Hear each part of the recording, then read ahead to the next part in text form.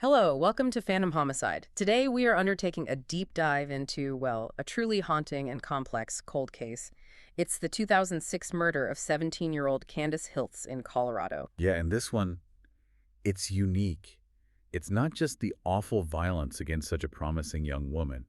It's how the path to justice seems to have been, well, actively sabotaged, and by the very people meant to protect her. Right. It leads to this just unbelievable discovery 10 years down the line, something that feels, I don't know, ripped straight from a fictional crime novel. It's that bizarre. It really is. It's a terrifying look at institutional failure. What happens when local authority becomes, completely insular, walled off. We've looked at sources detailing Candace's life, her incredible It's potential, almost unbelievable potentially. and then the just extreme brutality of the crime scene. And alongside that, the staggering negligence, or maybe something worse, deliberate malice from the investigators. So our mission today really is to try and connect these dark threads. We need to understand why this case, which seems to scream cover-up, is still unsolved. Exactly. Where do we start? Okay, let's unpack this. I think we need to ground ourselves first in who Candace Hiltz was. Born December 20th, 1988, Cannon City, Colorado. When you read about her, you immediately get this sense of just immense potential that was stolen. Oh, absolutely. She was the youngest and the only girl among 10 kids. Her mother, Dolores Hiltz, she described Candace's intelligence as a gift. And this wasn't just, typical parental pride. The girl was genuinely exceptionally bright. How bright are we talking? Sources say she was tackling calculus problems. Yeah. Calculus. By age 11. 11. Wow. Yeah. Think about that. A grasp of advanced math before she's even properly in high school. It's extraordinary. And that brain power, it just rocketed her academic life forward, didn't it? Incredibly fast. Mhm. By 16, she's enrolled at Brigham Young University, BYU, taking online classes. And not just scraping by. No, excelling. Sources say she was halfway done with her entire college degree by the time she was 17. 17, halfway through college. And her sights were set high. Really high. Not just a bachelor's. She was aiming for Stanford Law School. Stanford Law. Yep.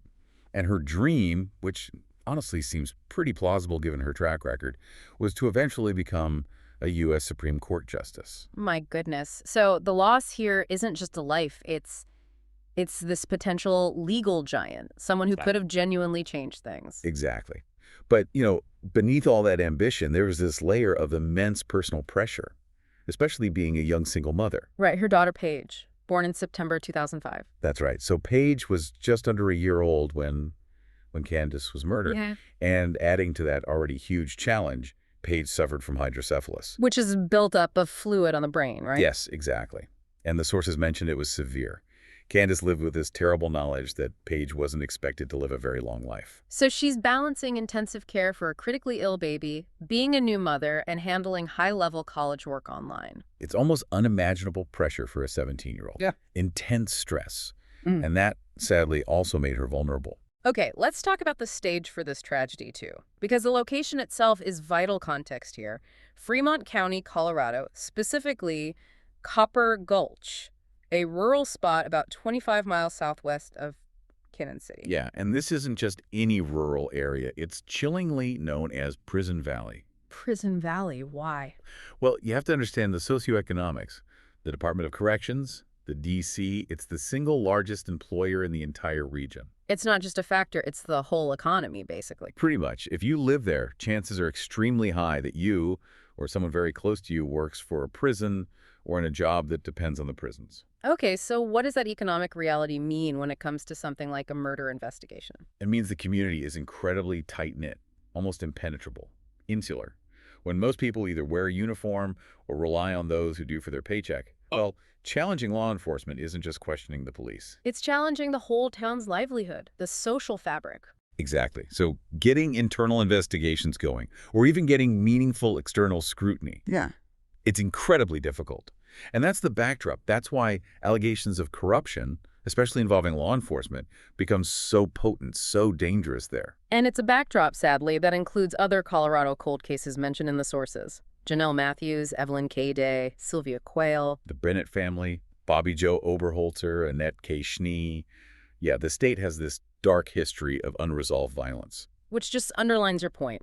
If a case relies on local law enforcement integrity and that integrity is compromised, Solving it becomes almost impossible without outside help, which often comes far too late, if ever. Okay, let's pivot now. Let's go to the moment the fuse seems to have been lit. This is 5 days before Candace's murder, August 10th, 2006.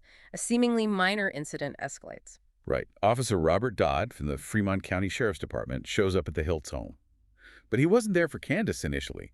He was there to question her older brother, James Hiltz. And James was suspected of, what was it, trespassing and some petty theft. Yeah, small stuff from neighbors' properties.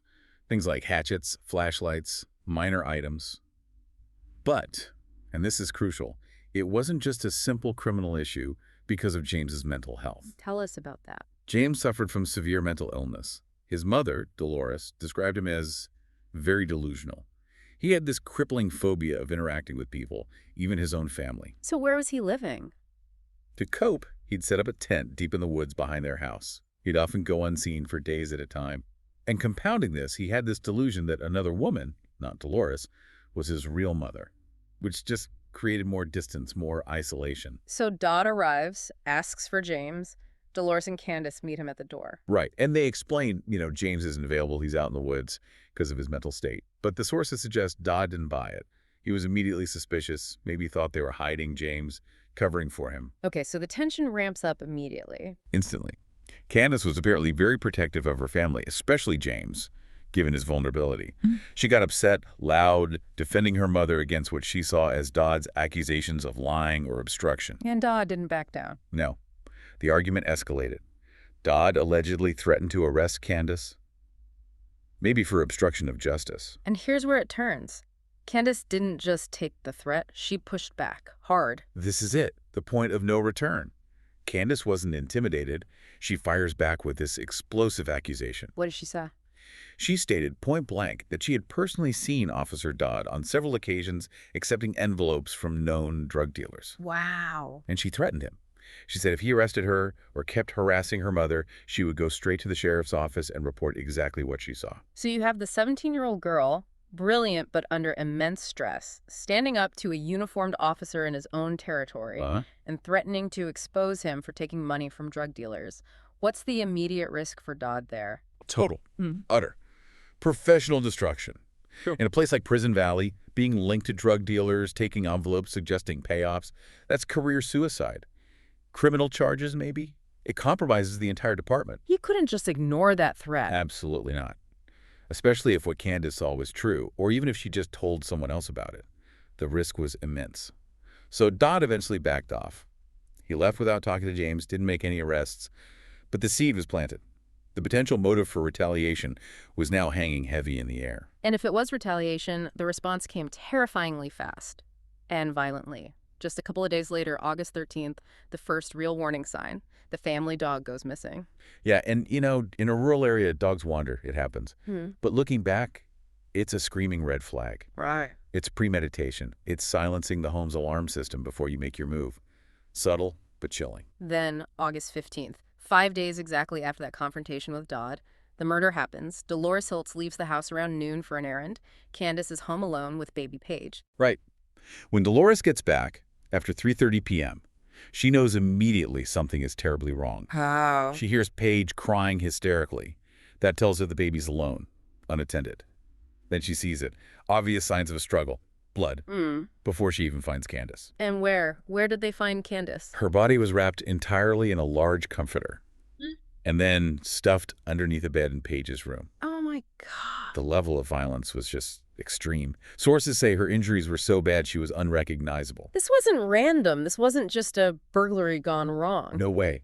This was an execution designed to inflict maximum damage, maximum terror. And the forensic details here, they become so important because they seem to point away from a lone, perhaps chaotic killer like James might have been perceived. Candace was shot 7 times. 7 times. And the complexity of it is just baffling. They found evidence of 3 different calibers, 3 different weapons used. 3 guns. Yes. Once in the head with a shotgun, devastating obviously, then 5 times in the back with a small caliber gun, and once in the chest from the front with a medium caliber weapon. The bullet paths also tell a story, don't they, about how it happened? Precisely. The analysis showed the paths were steeply downward, back to front and left to right. Now you combine that with the 3 different guns, the implication is stark. What does it suggest? It suggests at the very least 2 killers, or possibly more, maybe firing at the same time. This wasn't some panicked single-person attack. It suggests overwhelming force, a planned execution scenario. Okay, so that level of overkill, 7 shots, 3 guns, what does that tell you about the motive? Why so extreme? Well, there are a few dark possibilities. One, it's pure personalized rage. They wanted her dead many times over, wanted her to suffer. Two, maybe it was about spreading the guilt. Intentional. If you have 2 or 3 shooters, each using a different gun, you implicate everyone involved. It's like a blood pact to ensure silence. Or 3. Or 3, it points completely away from James Hiltz. The brother living alone, paranoid, isolated in the woods. This kind of attack required coordination, planning, multiple people. Not something he seemed capable of orchestrating. And the premeditation, the planning, it extended beyond Candace herself. Yeah, the dog. Yeah. The missing family dog was found later, tied to a tree nearby in the woods, killed. How? With possibly an axe or some kind of hatchet. Which is chillingly efficient. Cold-blooded. Neutralized the witness. The animal that would have barked alerted Candace to someone breaking in. And there was a break-in. Yes, someone forced entry. Used a crowbar or some kind of pry bar on a door to get inside. So the violence was planned, entry was forced, the canine witness was silenced. This is calculated murder through and through. So despite all these signs, the coordination, the multiple weapons, the premeditation, who did the Fremont County Sheriff's Department immediately zero in on The troubled brother, James Hiltz. Isolated, mentally ill James. And the response itself right from the start had issues. Immediately questionable, yeah. Yeah. Deputies responded, including Officer Dodd, the one Candace threatened, and Deputy Briscoe.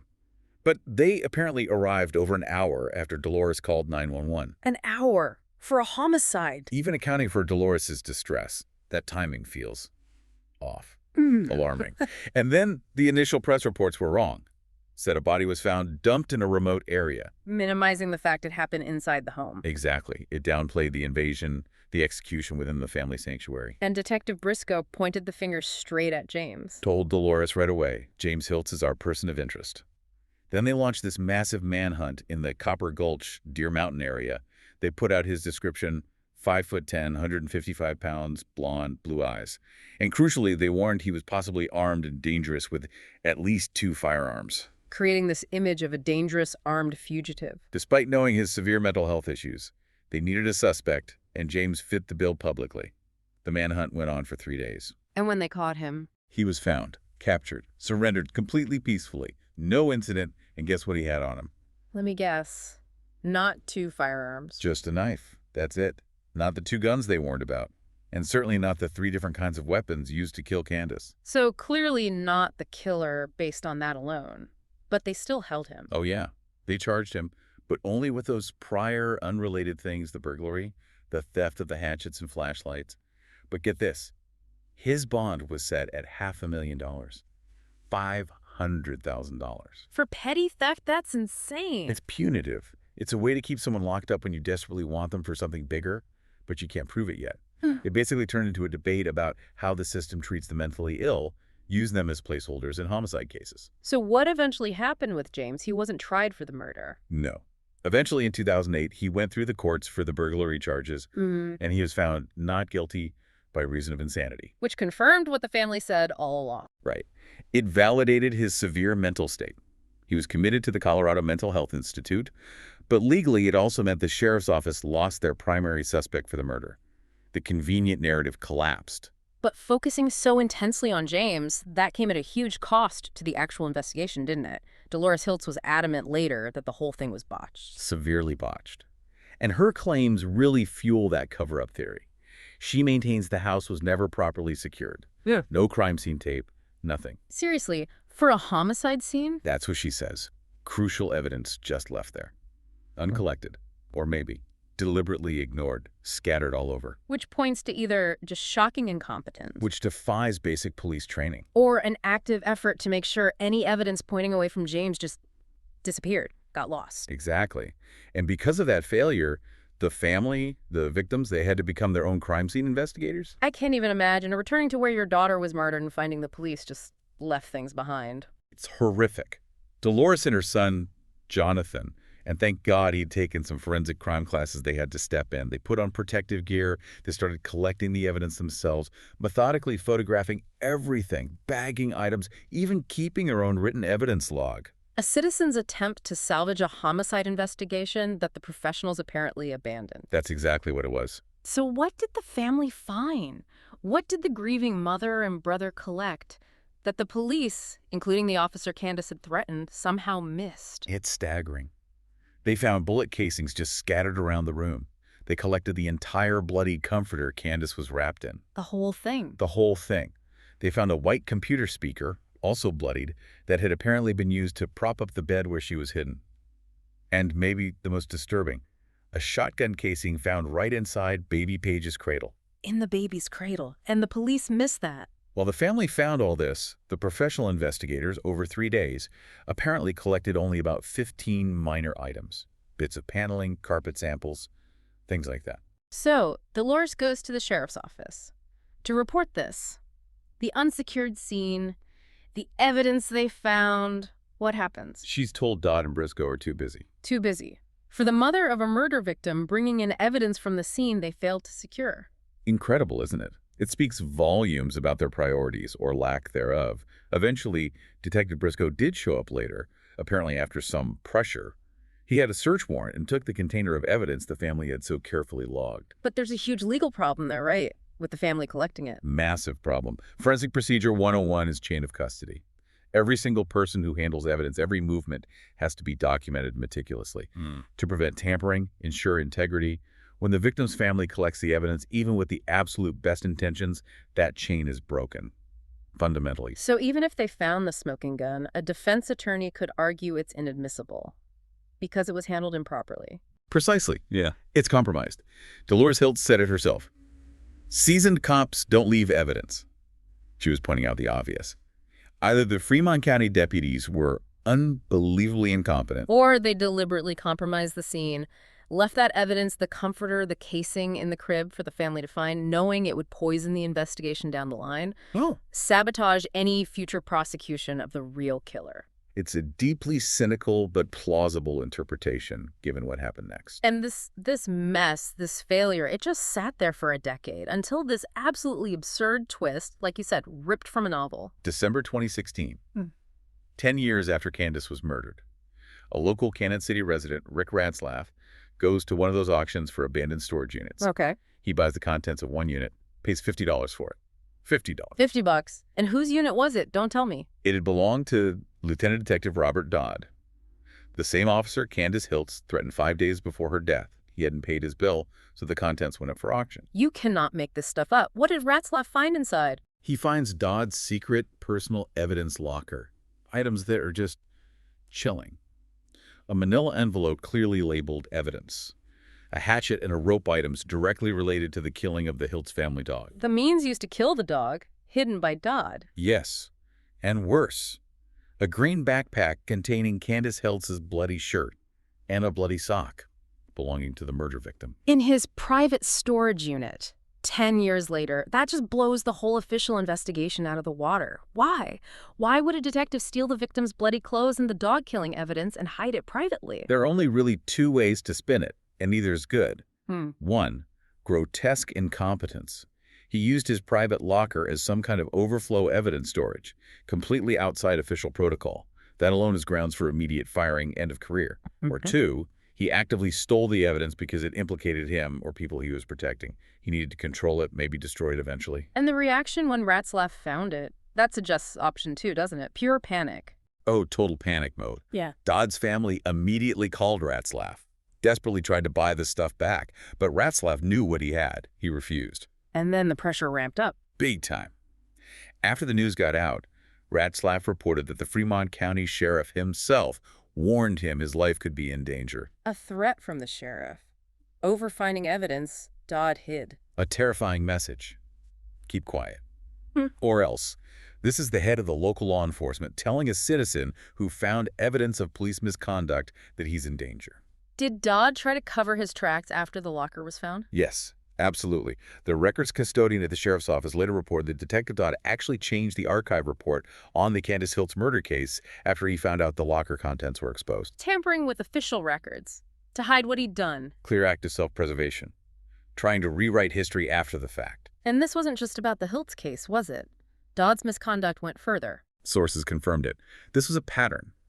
Dodd was found to have stolen evidence from other cases too, including things like video interviews from sex assault investigations, which he allegedly tried to just dump in a landfill. So this wasn't a one-off mistake with Candace's case. This was systemic corruption. Stealing evidence seemed to be his MO. Looks that way. A high-ranking lieutenant detective apparently treating evidence like his personal property, potentially derailing multiple serious investigations. Okay, so given all that compromising a murder investigation, multiple sex assault cases, tampering with records, hiding evidence for a decade, what were the consequences for Lieutenant Detective Robert Dodd? This must have ended his career spectacularly, right? Prison time. You'd think so. But remember, Prison Valley. Both Dodd and the sheriff were initially put on paid administrative leave. Paid leave? Paid leave. Dodd then resigned, or maybe retired, about 112 days later. And incredibly, he received lifelong benefits, his pension. He walked away with a pension after all that. That's not all. He did face court in 2017, but he was only found guilty on 3 out of 4 charges related to mishandling the evidence, and they were mostly misdemeanors. Misdemeanors. For effectively destroying a murder investigation and who knows what else. The punishment just does not fit the crime at all. It really highlights that protective wall around law enforcement in that kind of insular community.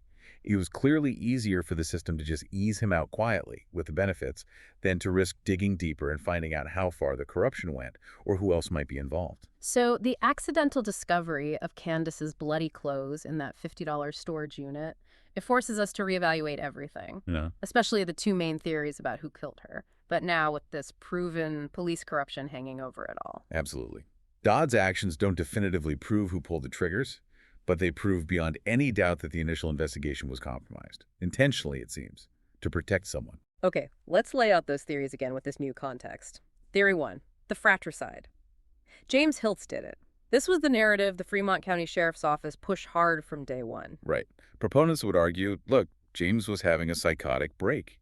He was committing burglaries, stealing things like hatchets. Maybe he stole guns too. In that paranoid delusional state, maybe he snapped and killed his sister. The stolen hatchet could explain the dog being killed. It paints a picture of a lone, chaotic actor. But the physical evidence just doesn't line up well with that, does it? Not really. James was known to be extremely isolated, nonviolent towards family, despite the delusions. And the crime scene. 3 guns, 7 shots, coordinated entry. That feels highly improbable for one mentally ill person acting alone in the woods. And the biggest question, if James was the lone killer, why would a decorated lieutenant detective like Dodd risk everything, his career, his freedom to hide evidence? His motive to steal that evidence only really makes sense if the truth points away from James. Exactly. Which brings us to theory 2, the police cover-up.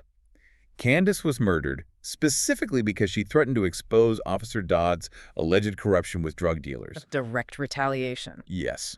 This theory aligns much better with the overkill, the multiple shooters implied by the 3 guns.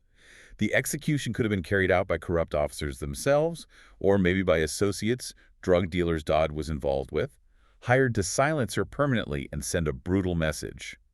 Using multiple weapons spreads the blame, ensures silence among the killers. And in that scenario, Dodd's role wasn't investigating the murder. His role was damage control. Ensure the investigation failed from the start. He either stole critical evidence, outright the bloody clothes, the hatchet evidence, the casings Dolores found, or deliberately failed to collect it, all to protect himself and maybe others involved. And then funnel all suspicion onto the easiest target available. James Hiltz, the mentally ill brother, already an outcast, the perfect scapegoat. The irony is just staggering. The sheriff's department throws all its resources into hunting James, setting an insane bond, while the most damning piece of evidence proving their misconduct, Candace's bloody shirt, is literally sitting in Dodd's unpaid storage unit, waiting to be sold for $50. It's the ultimate tragic failure of the justice system. And because Dodd broke the chain of custody on all that critical evidence, the shirt, the hatchet rope, maybe casings he's made prosecuting anyone now, incredibly difficult, maybe impossible. His actions didn't just delay justice, they might have killed it permanently. It's a very real possibility. So where does the case stand now? Is it just cold forever? Well, there's a glimmer of hope, maybe. The case is still officially unsolved. But the Colorado Bureau of Investigation, the CBI, they've taken over the murder investigation now. It's out of the hands of the Fremont County Sheriff's Office. That's a significant step, finally getting it away from the local influence. Essential, really, though it came 10 years too late. The CBI brings fresh eyes, operates outside that Prison Valley bubble. But man, they face a huge uphill battle trying to undo the damage caused by Dodd's negligence and evidence theft. So looking back at our deep dive today, we've explored these harrowing facts. Candace Hiltz's incredible potential, the sheer brutality of her murder, the immediate questionable focus on her vulnerable brother. And then the bombshell discovery of that hidden evidence, confirming, at minimum, a profound systemic failure and pointing strongly towards an active cover-up within local law enforcement. The core of this story, it feels like, is this terrifying power imbalance. You have Candace, this bright young woman trying to use the law, her knowledge of corruption, to protect her family. And that very act seems to have triggered this deadly response from the authorities she dared to challenge. So the question that remains, the one that should probably keep you up at night, is this. In a community where authority and criminality seem to potentially overlap, like Prison Valley, how does an ordinary person even begin to seek justice when the very people sworn to protect them might be the prime suspects? A chilling thought to end on. Okay, so we hope you liked our today's discussion. For more such discussions, subscribe to our channel, Phantom Homicide.